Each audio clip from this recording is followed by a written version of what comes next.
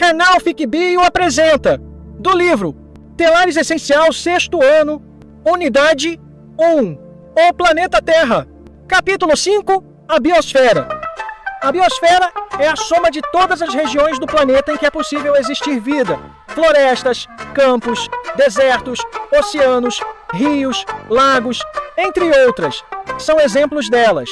Observe a figura 5,1 e tente localizar o Brasil. Veja que no norte da América do Sul há uma região em verde escuro. É a floresta amazônica. A região amarelada no norte da África corresponde ao Saara, o maior deserto do mundo. Já a parte azul representa os oceanos, mares e lagos. As regiões representadas em branco são cobertas ou formadas por gelo. Neste capítulo, vamos conhecer mais sobre a biosfera e sobre as formas de estudar essa camada da Terra e seus elementos. E Zoom Ecologia. Pense nas plantas e nos animais que você encontra em seu dia a dia. Como esses seres se relacionam entre si e com o ambiente em que vivem. Agora reflita sobre o clima no local em que você vive. Há muitas chuvas fortes ou longos períodos de seca? Existem meses em que a temperatura é mais alta? Agora, vamos entender algumas das relações que existem entre os ambientes e seus elementos, como animais e plantas.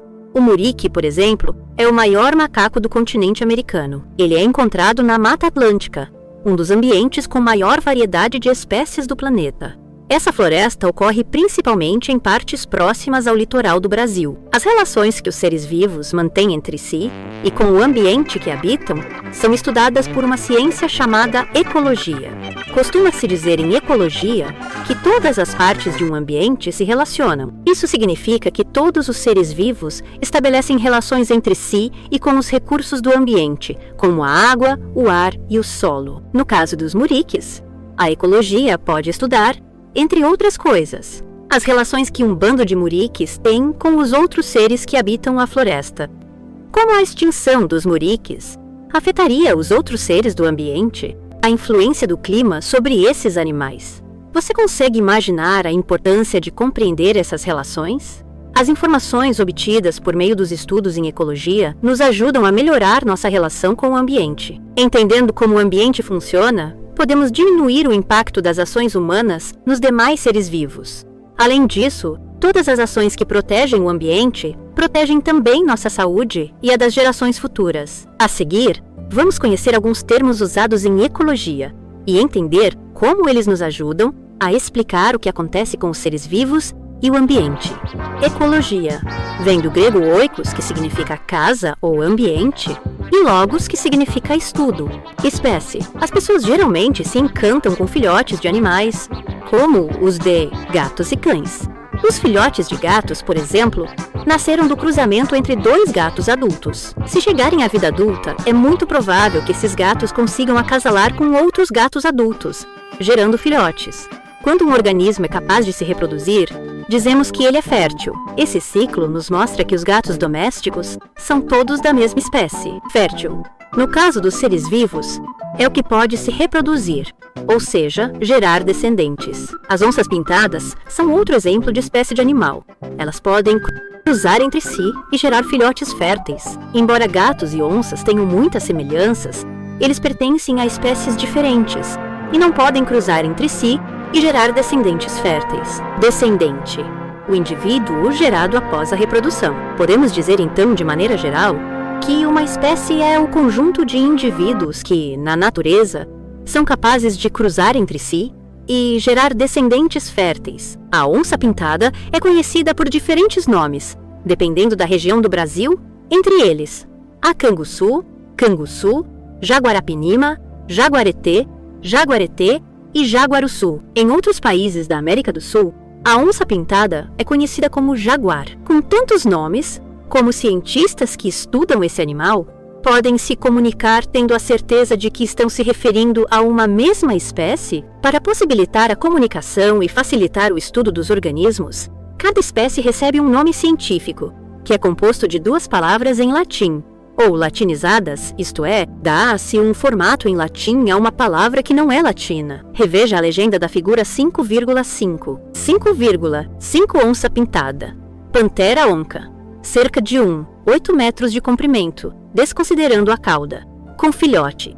em Cáceres, Mato Grosso, 2017. O nome científico deve ser escrito sempre em itálico. Quando não for possível a escrita em itálico, as palavras devem ser sublinhadas. A primeira palavra que se refere ao gênero é escrita sempre com a letra inicial maiúscula. Já a segunda inicia-se com letra minúscula. O nome científico da onça-pintada, por exemplo, pode ser escrito de duas formas: Panthera onca ou Panthera onca sublinhado, quando escrito à mão. O nome da espécie humana pode ser escrito Homo sapiens ou, quando escrito à mão, Homo sapiens. Habitat e nicho ecológico. De forma semelhante ao que ocorre com o nome científico para o estudo dos seres vivos, foi necessário criar alguns termos para facilitar o estudo do meio ambiente. Vamos conhecer mais dois conceitos importantes a seguir. O lugar em que uma espécie vive chama-se habitat. O habitat do muriqui, por exemplo, é a Mata Atlântica. Já o conjunto de relações que a espécie mantém com as outras espécies e com o ambiente físico recebe o nome de nicho ecológico. Para conhecer o nicho ecológico de uma espécie, precisamos conhecer seu habitat e seus hábitos, como do que ela se alimenta, onde e em que hora do dia obtém esse alimento, onde se reproduz e se abriga ou como se defende. O nicho é, de modo simplificado, o modo de vida de uma espécie na natureza. Por exemplo, a onça-pintada e a capivara podem ser encontradas no mesmo habitat, o Pantanal mato-grossense, localizado nos estados brasileiros de Mato Grosso e Mato Grosso do Sul. Mas a onça-pintada se alimenta de outros animais, ou seja, é carnívora, enquanto a capivara se alimenta de plantas, é herbívora. Esses diferentes modos de vida fazem com que essas duas espécies, embora vivam no mesmo habitat, tenham nichos ecológicos diferentes. Agora, pense em uma planta e imagine como seria seu nicho ecológico. No caso desses seres vivos, o nicho inclui fatores como o local onde a planta está fixada, quais são os nutrientes que ela consome e de onde são obtidos esses nutrientes, as relações estabelecidas com outras espécies, e assim por diante. As orquídeas, por exemplo, são plantas que vivem preferencialmente em ambientes sombreados e apoiadas sobre troncos de árvores. Conhecendo o habitat e o nicho das plantas é possível, por exemplo, cultivá-las para comercialização. Perceba então que conhecer o nicho de uma espécie significa saber como ela utiliza os recursos do ambiente para sobreviver e reproduzir-se. A figura apresenta uma cadeia alimentar em que há produtor capim, consumidor primário gafanhoto, consumidor secundário rã, consumidor terciário serpente, exemplo de cadeia alimentar. As setas indicam que a transferência do alimento e da energia ocorre do produtor para os consumidores. Os resíduos, como fezes e outros restos de substâncias orgânicas, como animais e folhas mortos, sofrem a ação dos organismos chamados decompositores, representados por bactérias e fungos. Eles transformam a matéria orgânica em substâncias que são lançadas no ambiente e ficam novamente disponíveis para serem usadas por plantas e outros seres produtores. Muitos animais têm uma alimentação variada. Algumas aves se alimentam de diferentes seres vivos. Elas comem tanto insetos quanto frutas, por exemplo, além de servirem de alimento para outras espécies. Como resultado, as diversas cadeias alimentares que existem em um ambiente se cruzam e formam o que chamamos de teia alimentar. Todos os organismos de uma teia alimentar servem de alimento aos decompositores. A eliminação de alguns organismos de uma teia alimentar acaba prejudicando outros seres vivos. O que você acha que poderia acontecer, por exemplo, se as aves, as aranhas e os outros animais que comem insetos fossem eliminados? Sem esses predadores, o número de insetos que se alimentam de plantas poderia aumentar muito. Como resultado, muitas plantas ou plantações inteiras poderiam desaparecer, pois seriam intensamente consumidas pelos insetos. 2.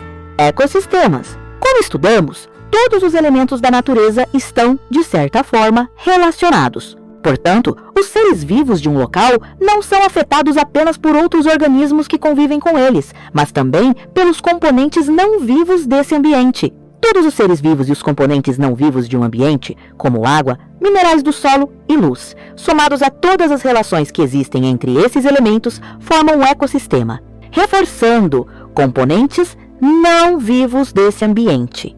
Para sobreviver, os animais dependem de recursos como água e gás oxigênio. Já as plantas dependem da água, do gás oxigênio, do gás carbônico e da luz, entre outros fatores. A Mata Atlântica e o Pantanal mato-grossense são exemplos de ecossistemas, assim como ambientes menores como uma poça de água na mata ou a água acumulada em uma bromélia, um tipo de planta. Ao longo do estudo de ciências e também em geografia, você vai conhecer os grandes ecossistemas brasileiros, como a floresta amazônica, a Mata Atlântica, o Pantanal Mato-Grossense, a Caatinga, a Mata das Araucárias, o Cerrado, o Pampa, o Manguezal, a Mata dos Cocais, entre outros. O conjunto de ecossistemas do planeta é conhecido como biosfera. A figura é uma ilustração esquemática das relações entre os organismos, um ecossistema e a biosfera. Representação artística de paisagem do Pantanal Mato-Grossense. Nos detalhes, podemos observar um organismo. A. Uma população. B. Uma comunidade. C. Um ecossistema. D. E a biosfera. E. Elementos representados em tamanhos não proporcionais entre si. Cores fantasia. 3. Biodiversidade. O Brasil é considerado o país com a maior biodiversidade do mundo.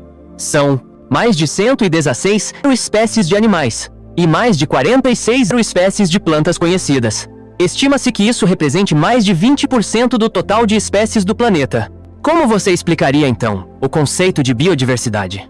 A biodiversidade é a variedade de espécies existentes em determinado espaço. Atualmente, milhares de espécies correm o risco de desaparecer, principalmente devido à ação do ser humano. A destruição dos ambientes, a poluição, a caça e a pesca sem controle são algumas dessas ações. Como você estudou, as espécies fazem parte de teias alimentares, e a extinção de uma ou mais espécies provoca desequilíbrios ecológicos sérios, afetando vários organismos, inclusive os seres humanos. Além disso, boa parte dos medicamentos e de vários outros produtos utilizados pelo ser humano é produzida a partir de seres vivos. Assim, com o desaparecimento de algumas espécies, perdemos também possíveis produtos que nos seriam úteis. A produção de muitos medicamentos e outros compostos se dá a partir de pesquisas científicas e da colaboração de povos indígenas e outras comunidades tradicionais que, por conhecerem muito bem a biodiversidade dos locais em que residem, indicam quais plantas devem ser usadas para determinados propósitos. A destruição dos ecossistemas coloca em risco também a sobrevivência dos povos que vivem nessas regiões, como é o caso das comunidades tradicionais. Essas comunidades usam territórios e recursos naturais para manter suas tradições. Quilombolas, seringueiros e castanheiros são alguns exemplos de comunidades tradicionais. Ameaçados, esses grupos enfrentam dificuldades para se manter e preservar sua cultura e o conhecimento que possuem sobre o ambiente. Quilombolas, comunidades formadas por descendentes de pessoas escravizadas que se refugiaram em determinadas localidades. Com a diminuição da biodiversidade, perdemos parte do equilíbrio e da beleza presentes na natureza que, entre outros benefícios que nos proporciona, é fonte de criações artísticas, de lazer e de recreação. Por isso, preservar os ambientes e a biodiversidade é também preservar nossa saúde física e mental. Para proteger a biodiversidade, é preciso preservar o habitat das espécies. Por isso, é fundamental criar e manter unidades de conservação, como parques nacionais e reservas biológicas. Combater o desmatamento ilegal e garantir o cumprimento da legislação ambiental. O canal Fique Bio agradece. Deixe seu gostei e obrigado por compartilhar e fazer a inscrição. Sua participação é muito importante. Nosso maior desejo é poder ajudar. Educação para todos.